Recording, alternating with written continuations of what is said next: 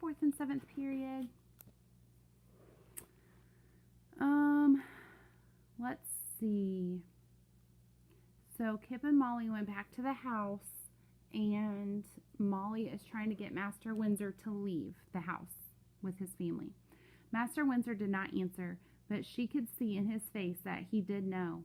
"This is bad," he said. "This is very, very bad." He stepped back from the grave, wringing his pale hands. Dr. Crouch was an important man, a gentleman. He will be missed. There could be an inquiry, an investigation, even prison. There's more at stake than prison, sir. She nodded to Kip. "Show him the rest." Kip proceeded to rake the leaves from the remaining holes. Bertrand watched but said nothing. Finally, Kip reached the last of the graves, the smallest one. Bertrand stared at it, one hand over his mouth. "It's Penny's size," he whispered. "There's one for each of us, sir. The tree's waiting until we're too sick to move, too sick to fight back, and from the look of you and your family, that won't be long." "No, no, no." Master Windsor shook his head from side to side like a child in denial. "It doesn't make sense." He turned toward the tree. "It's not the way it works. The doctor must have done something. He must have provoked it or threatened it or—" His voice fell silent as he saw the giant branch that had broken from the trunk. "Who did this?" he said, his voice colder. "It was an accident." Kip leaned on his rake. "The doctor was helping us make a trap and—" Bertrand spun around. "He what?" A new panic flushed his face. "If you hurt the tree, if you even talk of hurting it—" "Then what?" Molly cut him off. "We end up like Crouch? Quick or slow? It's the same end for every person who comes here." She could feel her blood rising, her heart pounding in her ears. "I know you think your tree's a miracle, sir, but that same tree puts bodies in the ground." She gestured toward the hills covering the lawn. Bertrand turned around, staring at the graves, his lips parted. Molly could not tell from his expression if he had known before that moment what lay beneath those hills. She watched his shining gaze dart from mound to mound, as if searching for something. She suddenly realized that not all the bodies on the ground were strangers. Not to him, at least. "Your ma and dad," she said. "They're out there, aren't they?" "I never saw it." He shook his head, at a loss.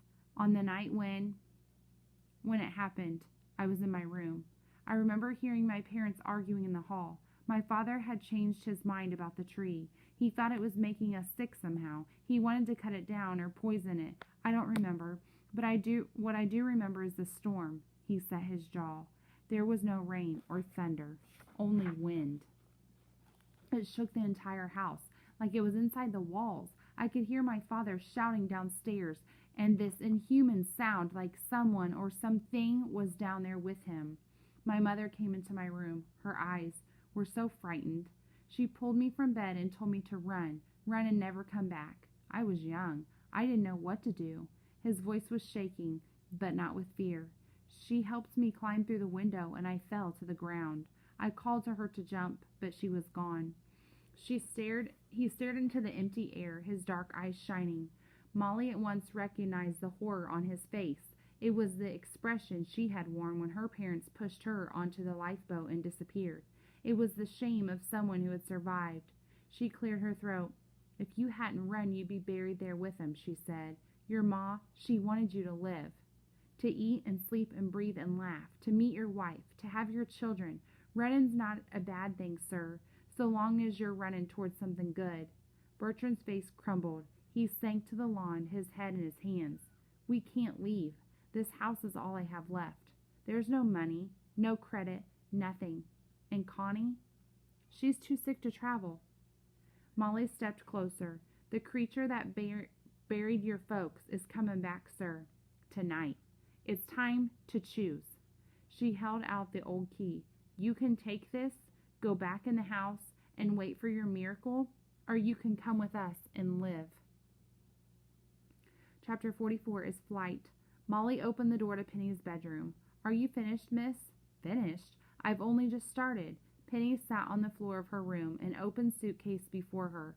It was overflowing with stuffed animals and toys and blocks. She held up 2 dolls, one in each hand. I can't decide which one to keep." She looked between them and then threw them both to the floor, exasperated. "Why are we even leaving? Your father thinks it's best, and I'm inclined to agree." Molly wandered through the room, collecting an assortment of clothes for the girl's journey, which she placed over one arm. She passed over the most beautiful dresses, instead taking clothes that could stand the most wear. She did not know where Master Windsor and his family would end up living, but it would likely be no place for frills. Molly knelt down next to Penny and began repacking the suitcase. "But what if I don't want to leave?" Penny asked. Molly removed most of the toys to make room for Penny's clothes. "I thought you hated it here, miss." "I do hate it, only there's some things I don't want to leave behind." Molly removed a stuffed bear to find a stack of Princess Penny books. The gilded pages shone bright even in the shadows. "Things like these?" The girl nodded. She touched the topmost book, picking at its cover. The cover was adorned with bright pictures of a princess battling an ogre who looked surprisingly like Alistair. Molly put a hand on the girl's shoulder, looking her straight in the eye. "Miss Penny, there's better stories in the world than these." The girl looked like she might cry. "Like your stories?" Molly winked. "On a good day." She gently removed the books from the suitcase and set them on the floor. "Besides, the dolls might want something to read." She closed the case, latched it tight, and led Penny into the hall. The rest of the house was in a state of complete disarray.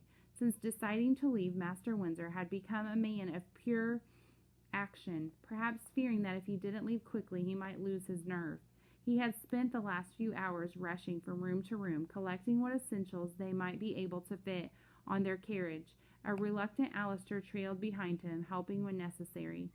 Molly went outside to check on her brother, who had been given the job of preparing the wagon for their journey. She found him in the drive, hoisting a large metal container onto the bed of the wagon. There were several other canisters, all of them different, some of which she recognized from the kitchen. "What's all this?" she said. Kip wiped his hands on his trousers. "Lamp oil, axle grease, turpentine, lard, even a bit of brandy." "You planning to cook something?" "Sort of." He steadied himself on the wagon, trying to keep off his bad leg. Molly looked around for his crutch, but once again could not see it. "I know we can't hurt the tree, but I think we can make it harder to reach. If we take down the bridge, it'll be a long time before anyone comes near here again. The wood's too thick to cut down, but I think there's a better way." He tapped a canister. "Soon as we're across the bridge with the family, I'll pour every drop of oil on the beams and light the whole thing up." Molly looked at the rows of rusted canisters. "You sure this ain't just about making a giant explosion?" she said. Kip grinned. "That too." By late afternoon, the family was packed and ready to go. Bags and trunks lined the foyer. The last step was Master Windsor. Constance had regained consciousness, but was still too weak to move on her own. Molly entered the bedroom with Master Windsor and Alistair to find Constance clutching her chest, panic on her face. "Bertrand," she sat up, "my ring!" Master Windsor rushed to her, clutching her hand. "No, my love, no more rings." He stroked her brittle hair. "We're getting you out of here. We're going someplace safe."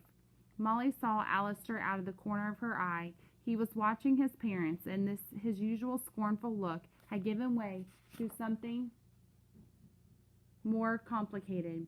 He bit the inside of his cheek as if calculating some difficult sum. Molly glanced out the window. The red sun hung just above the crest of the valley.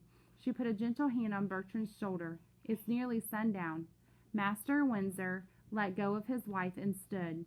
The bed frame was too wide to fit through the doorway, so they had decided to carry Mistress Windsor separately from her mattress, which would have to be turned on one side.